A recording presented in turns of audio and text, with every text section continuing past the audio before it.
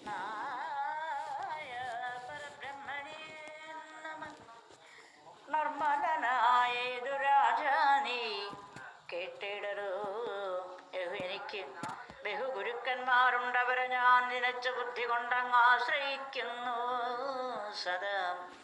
അവർ ആരെന്ന് നിനക്കെന്ന് കേൾക്കണമെങ്കിൽ പരരിൽ ക്രമമായി ചൊല്ലുന്ന കേൾക്കാം. ഭവാൻ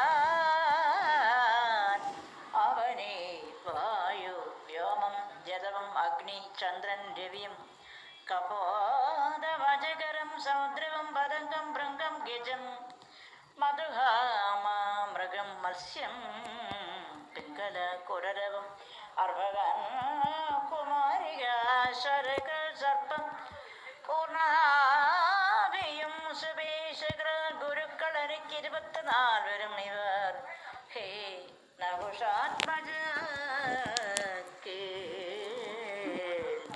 ഇവിടെ മനസ്സിൻ്റെ നീനത്തെ തീർപ്പാൻ 24 പേരുടെ വൃത്തികൾ കൊണ്ടൊക്കെയും ശോധന ചെയ്യുന്നു ഞാൻ.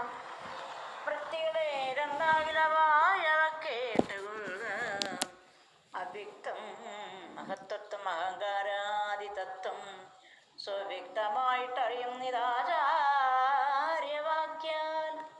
ഭൂമ്യാദിഭൂതങ്ങളാൽ ആക്രമിച്ചിടും മാർഗം ധീമാനായി അറിഞ്ഞതിൽ ദൈവകാരുണ്യവശാൽ ചഞ്ചലഹീനനായി ഏകാന്ത സമാവനായി ചതുരേന്ദ്രിയ പ്രിയരഹിതനായി നിത്യം ജ്ഞാനവൃദ്ധനായി അതിധർമ്മഹൃദയനായ ആനന്ദനായിട്ടുള്ള യോഗിയ മഹാപുമാൻ വിഷയവ്യാപാര ധർമ്മങ്ങളോട് ഇടച്ചേർന്ന് വിഷയത്തെങ്കിൽ വസിച്ചിടിലും ബന്ധമില്ല.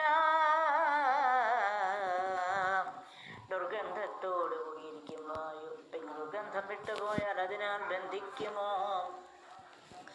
അങ്ങ്